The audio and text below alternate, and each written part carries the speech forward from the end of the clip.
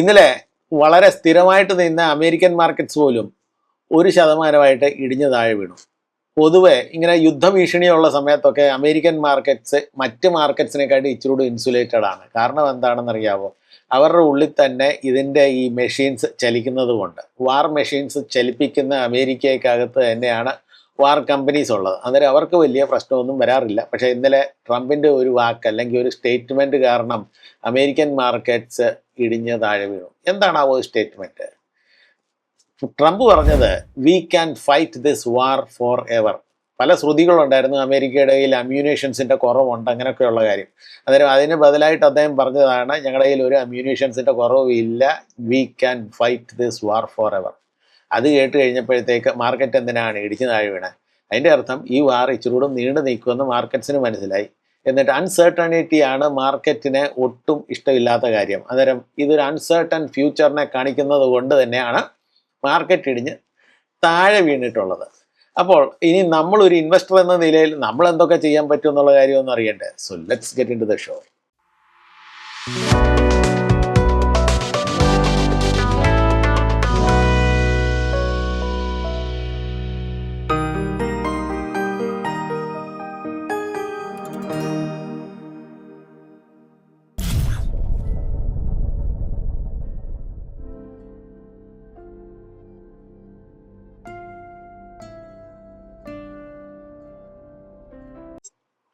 Okay, ഇപ്പം മാർക്കറ്റിലെ നിലവിലുള്ള അവസ്ഥയെക്കുറിച്ച് നമുക്ക് മെയിൻ പോയിന്റ്സ് ഡിസ്കസ് ചെയ്യാം. ആദ്യമായിട്ട് ചൈന നമ്മുടെ ഇറാനോട് പറഞ്ഞിരിക്കുകയാണ് ഈ സ്ട്രൈറ്റ് ഓഫ് ഹോർമൂസ് ഇതിങ്ങനെ നിർത്തിവെക്കുന്ന പരിപാടി അത് ശരിയല്ല. അങ്ങനെ ഇറാൻ കേട്ട പാതി കേൾക്കാത്ത പാതി ചൈനയോട് പറഞ്ഞു, ഓക്കെ ചൈനയെ, ഞങ്ങൾ ഇവിടുന്ന് സ്ട്രൈറ്റ് ഓഫ് ഹോർമൂസിൽ നിന്ന് ഞങ്ങൾ അങ്ങ് പിൻവലിക്കാം, വെറും നിങ്ങളുടെ കപ്പലുകൾക്ക് വേണ്ടി മാത്രം, മറ്റുള്ളവരുടെ കപ്പലുകൾക്ക് വേണ്ടി ഞങ്ങൾ അങ്ങനെ ആനുകൂല്യം കൊടുക്കത്തില്ല എന്ന് പറഞ്ഞു.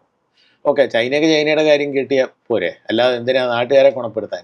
അങ്ങനെ ചൈനയുടെ കപ്പലുകൾ സുഖമായിട്ട് ഇറാനിൽ നിന്നും ഇറാഖിൽ നിന്നും കുവൈറ്റിൽ നിന്നും ഒക്കെ ഈ ടാങ്കർ വലിച്ചുകൊണ്ട് പോകും. പക്ഷേ മറ്റ് രാഷ്ട്രങ്ങൾക്ക് പ്രശ്നമാണ്. അതിൻ്റെ അർത്ഥം ഇന്ത്യക്കും പ്രശ്നമാണ്. അന്നേരം ഇന്ത്യ എന്താണാവോ ചെയ്തത്? ഇന്ത്യ പയ്യെ പോയിട്ട് റഷ്യയുമായിട്ട് പിന്നെ സംസാരം തുടങ്ങിയിട്ടുണ്ട്. റഷ്യയെ ചേട്ടോ ഞങ്ങൾക്ക് പിന്നെയും പണി കിട്ടി, ഇപ്പോൾ ഞങ്ങൾക്ക് ഇച്ചിരി വീണ്ടും എണ്ണയൊക്കെ വേണമെന്ന് പറഞ്ഞു. റഷ്യ പറഞ്ഞു ഒക്കെ നോക്കട്ടെ, നമുക്കത് ഡിസ്കസ് ചെയ്യാമെന്നുള്ള രീതിയിലാണ് റഷ്യ ഇരിക്കുന്നത്. അന്നേരം അതിൻ്റെ അർത്ഥം ട്രംപിൻ്റെ 25% ടാരിഫ് വീണ്ടും ഇന്ത്യയുടെ മുകളിൽ വരും. അങ്ങനെ ഒരു ഊരാക്കുടുക്കിൽ കിടക്കുകയാണ് നമ്മുടെ ഭാരതം. ഇന്ത്യക്ക് വേണമായിരുന്നെങ്കിൽ ഇറാഖിൽ നിന്ന് എടുക്കാമായിരുന്നു. പക്ഷേ ഇത് എഗെയിൻ സ്ട്രൈറ്റ് ഓഫ് ഹോർമൂസിൽ കൂടെ പോകുന്നതുകൊണ്ടാണ് ഈ പ്രശ്നം. ഇറാഖിൽ എന്താണാവോ സിറ്റുവേഷൻ? ഇറാഖ് അവരുടെ daily production 3,25,000 barrels per day ആയിട്ട് അങ്ങ് കുറച്ചു. കാരണം എന്താണ്? അവരുടെ സ്റ്റോറേജ് ടാങ്ക്സ് എല്ലാം ഫുള്ളാണ്. ഇനിയും സ്റ്റോറേജ് ചെയ്യാനുള്ള സ്ഥലമില്ലാതെ ഈ സാധനം എങ്ങനെയെങ്കിലും ആരെങ്കിലും ഒക്കെ വാങ്ങിച്ചിട്ട് പോയിട്ടല്ലാതെ അവരുടെ ബിസിനസ് നടക്കത്തുള്ളൂ. അങ്ങനെ അവരും കൂടെ അങ്ങ് പ്രൊഡക്ഷൻ കുറച്ചിരിക്കുകയാണ്. പിന്നെ പൊതുവെ മാർക്കറ്റിൽ നമ്മുടെ ഗോൾഡിന് ഒരു 4% ഇടിവ് വന്നിട്ടുണ്ട്. ഇന്ന് നോക്കിയപ്പോൾ സ്വല്പം അനങ്ങിയിട്ടുണ്ട് മുകളിലോട്ട്. പക്ഷേ ജനറലി ഒരു 4% ഇടിവ് വന്നിട്ടുണ്ട് ഗോൾഡിന്. കാരണം എന്താണെന്നറിയാമോ?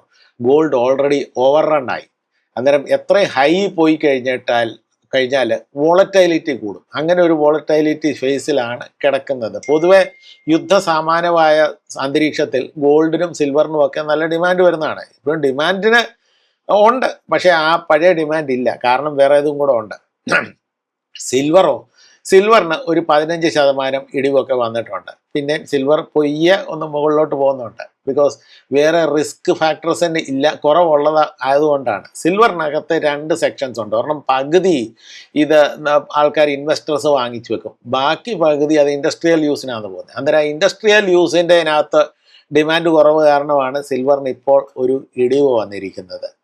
അന്നേരം ഇതിനകത്ത് വേറെ ഒരു കേസും കൂടെ ഉണ്ട്. ഡോളർ ഇൻഡെക്സ് നിങ്ങൾ ചെക്ക് ചെയ്തായിരുന്നെങ്കിൽ ഡോളറിൻ്റെ വാല്യൂ ഇപ്പോൾ നല്ലപോലെ മുകളിലോട്ട് പോവുകയാണ്. ഇപ്പം 99 കടന്നു, അതിൻ്റെ മുകളിൽ ഡോളർ ഇൻഡെക്സ് പോവുകയാണ്. അന്നേരം ഡോളറിന് വില കൂടിക്കൊണ്ടിരിക്കുകയാണ്. കാരണം എന്താണ്? ഇത് കാരണം ഇൻഫ്ലേഷൻ വെറിയുണ്ട്. യുദ്ധം കാരണം ഇൻഫ്ലേഷൻ വെറി നടക്കുമ്പോൾ, വെറി എന്ന് വെച്ച് കഴിഞ്ഞാൽ ഇൻഫ്ലേഷൻ്റെ ഭയം ഉള്ളത് കൊണ്ട് ആൾക്കാർ ഈ ബോണ്ട് ഈൽഡ്സിലോട്ടാണ് ഗ്രാവിറ്റേറ്റ് ചെയ്യുന്നത്. അന്നേരം ബെറ്റർ ബോണ്ട് ഈൽഡ് ഏതാണ്? ഡോളർ ബോണ്ട്സ് ഈൽഡ് ആയതുകൊണ്ടാണ് എല്ലാവരും ഡോളറിൻ്റെ ബോണ്ട് ഈൽഡിലോട്ട് പോകുന്നു. അന്നേരം ഡോളറിൻ്റെ സ്വാഭാവികമായിട്ട് ഡോളറിൻ്റെ വാല്യൂ മുകളിലോട്ട് പൊങ്ങിപ്പോകുന്നുണ്ട്. പിന്നെ ഇപ്പം ഇൻവെസ്റ്റേഴ്സിൻ്റെ ഒരു എസ്പെഷ്യലി മ്യൂച്വൽ ഫണ്ട് ലെവലിലെ ഇൻവെസ്റ്റേഴ്സിൻ്റെ ഒരു ചിന്ത ഇപ്പോഴെങ്ങനെയാണ്, അവർ കൂടുതൽ ഈ സ്മോൾ ക്യാപ്പും മിഡ് ക്യാപ്പും വിട്ടിട്ട് ഇപ്പം അതൊക്കെ വിറ്റിട്ട് അവർ ലാർജ് ക്യാപ്പിലോട്ടാണ് പൊയ്ക്കൊണ്ടിരിക്കുന്നത്. ബിക്കോസ് ലാർജ് ക്യാപ്പ് കമ്പനീസിനാണ് ഇച്ചിരി വോളറ്റൈലിറ്റി ഒന്ന് ചേർത്ത് നിൽക്കാനുള്ള കപ്പാസിറ്റി. ക്വാണ്ട് മ്യൂച്വൽ ഫണ്ടൊക്കെ അങ്ങനെയാണ് ചെയ്യുന്നത്. അവരുടെ ധാരാളം സ്മോൾ ക്യാപ്പ് ഫണ്ട്സിൽ നിന്ന് തന്നെ, അവരുടെ സ്മോൾ ക്യാപ്പിൻ്റെ ഫണ്ട് ഉണ്ടല്ലോ, അവിടുന്ന് തന്നെ അവർ ചില അലോക്കേഷൻ മാറ്റി ലാർജ് ക്യാപ്പിലോട്ട് ചെയ്തുകൊണ്ട് ഇരിക്കുകയാണ്. പിന്നെ മാർക്കറ്റ് എക്സ്പേർട്സ് പറയുന്നത് നമ്മുടെ മാർക്കറ്റ് ഇപ്പം 25,000-ലും 25,000-ലും താഴോട്ട് വീണിട്ടുണ്ടല്ലോ. ഇത് താഴെ വീണ് 21,000 വരെ പോകുമെന്നാണ് പല സ്പെക്കുലേഷൻസ്. ആ സ്പെക്കുലേഷൻസ് എന്നേ ഞാൻ പറയത്തുള്ളൂ. നമുക്കറിയുന്നില്ല ഈ യുദ്ധം എത്ര നാൾ നീണ്ടു നിൽക്കും, ഇതിൻ്റെയൊക്കെ വരാഴികയൊക്കെ നമുക്കൊന്നും അറിയാത്തത് കൊണ്ട് എക്സ്പേർട്സ് പറയുന്നത് നമ്മളൊന്ന് ഇച്ചിരി പിഞ്ച് ഓഫ് സോൾട്ട് വെച്ച് എടുക്കണം. പക്ഷേ അതിനകത്ത് അർത്ഥമില്ല എന്ന് പറയേണ്ട കാര്യമൊന്നുമില്ല. വാർ അങ്ങനെ ഒരു പരിപാടി നടത്തും. അന്നേരം 21,000 വരെ പോകുമെന്ന് നമുക്കറിയാം. അന്നേരം എന്താണ് നമ്മളെപ്പോലുള്ള ഇൻവെസ്റ്റേഴ്സ് ചെയ്യാനുള്ളത്? എസ്പെഷ്യലി ഇപ്പം സ്മോൾ ക്യാപ്പും മിഡ് ക്യാപ്പും അങ്ങനെയൊക്കെ ഉള്ള ഫണ്ട്സിലോട്ട് നമ്മൾ പല ഇൻവെസ്റ്റ്മെൻറ്റ് നടത്തുന്നുണ്ടെങ്കിൽ ഇപ്പം തൽക്കാലം ഒന്ന് നിർത്തിവെക്കുക. എന്നിട്ട് ക്യാഷ് ഓൺ ഹാൻഡ് വെക്കണം. അന്നേരം ഇത് താഴെ വീഴുമ്പോഴത്തേക്ക് 21,000 എന്ന് പറഞ്ഞു കഴിഞ്ഞാൽ ഒരു 12% ഇടിഞ്ഞ് താഴെ വീഴുമെന്നാണ് പറയുന്നത്. അന്നേരം പിന്നെ ഡിപ്ലോയ് ചെയ്യാനുള്ള ഒരു പരിപാടി നോക്കണമെങ്കിൽ കാശ് ഇപ്പോഴേ ശേഖരിച്ച് വെക്കണമല്ലോ. അനാവശ്യമായിട്ടുള്ള സ്റ്റോക്സ് വല്ലതും ഉണ്ടെങ്കിൽ അതെടുത്ത് ദൂരെ കളയുകയും ചെയ്യണം. ഇച്ചിരി ലോസ് ബുക്ക് ചെയ്താലും കുഴപ്പമില്ല. പക്ഷേ ഇനി നല്ല റേറ്റിൽ താഴെ വീണ് കഴിഞ്ഞാൽ മേടിക്കാനായിട്ട് കാശ് പോക്കറ്റിൽ വേണ്ടേ? ആ പരിപാടിയും കൂടെ നിങ്ങളൊക്കെ നോക്കുന്നത് നല്ലതാണ്. നിങ്ങളിൽ ആർക്കെങ്കിലും ലംസം ഇൻവെസ്റ്റ് ചെയ്യാൻ ആഗ്രഹമുണ്ടെങ്കിൽ ഞാൻ നേരത്തെ ഒരു വീഡിയോയ്ക്കകത്ത് പറഞ്ഞതുപോലെ തന്നെ നമ്മുടെ മാർക്കറ്റ് ഇപ്പം ഇടിഞ്ഞുകൊണ്ടിരിക്കുകയാണ്. പിന്നെ ഈ 100 ഡേയ്സ് മൂവിങ് ആവറേജ് അല്ലെങ്കിൽ 200 ഡേയ്സ് മൂവിങ് ആവറേജ് ഇങ്ങനെയൊക്കെ ഉള്ള ആ മൂവിങ് ആവറേജസ് ലൈൻ നോക്കണം. എന്നിട്ട് ഇത് കറങ്ങി തിരിഞ്ഞ് അതിനെ ക്രോസ് ചെയ്ത് മുകളിലോട്ട് പോകുമ്പോൾ ഇപ്പം വീണ് ഇപ്പോൾ 21,000 വീണെന്ന് വിചാരിച്ചു. അന്നേരം അത് കഴിഞ്ഞിട്ട് അതിൻ്റെ മുകളിൽ നിന്ന് ക്രോസ് ചെയ്ത് അങ്ങോട്ട് പോകുമ്പോൾ അന്നേരമാണ് കറക്റ്റ് ലംസം ഇൻവെസ്റ്റ് ചെയ്യാനുള്ള സമയം. അല്ലാതെ ഇപ്പോൾ ലംസം ഇൻവെസ്റ്റ് ചെയ്ത് കഴിഞ്ഞാൽ ഇത് താഴോട്ട് പോകുന്നത് നിങ്ങൾ പിന്നെയും നിങ്ങളുടെ കാശ് ഇടിഞ്ഞെന്നുള്ള ആ ഒരു ചിന്ത കഴിയുമ്പോഴത്തേക്ക് നിങ്ങൾക്ക് ഒരു മനപ്രയാസമൊക്കെ തോന്നിയെന്നിരിക്കും. പക്ഷേ നിങ്ങളൊരു SIP ഇൻവെസ്റ്റർ ആണെങ്കിൽ നമ്മുടെ മാസം തോറും ശമ്പളം വരുന്നു, അല്ലെങ്കിൽ ഏതെങ്കിലും ഒരു ഇൻകം വരുവാണെങ്കിൽ അതിൽ നിന്ന് നമ്മളങ്ങോട്ട് തോണ്ടിക്കൊണ്ട് ഇടുകയാണെങ്കിൽ അത് നടന്നോട്ടെ, അത് കുഴപ്പമൊന്നുമില്ല. On a long run rupee cost ആവറേജിങ്ങിനകത്ത് നിങ്ങൾക്ക് ലാഭം കിട്ടിക്കൊണ്ടിരിക്കും. അങ്ങനെ പ്രശ്നത്തിന് വരുമെന്ന് എനിക്ക് തോന്നുന്നില്ല. ഈ വീഡിയോ ഇവിടെ അവസാനിക്കുന്നു. വീഡിയോ ഇഷ്ടപ്പെട്ടിട്ടുണ്ടെങ്കിൽ ലൈക്ക് ചെയ്യുക, ഷെയർ ചെയ്യുക, സബ്സ്ക്രൈബ് ചെയ്യുക. സബ്സ്ക്രൈബ് ചെയ്യുമ്പോൾ ആ ബെൽ ഐക്കണൊന്നും അടിക്കാൻ മറക്കല്ലേ. So till we meet again, peace.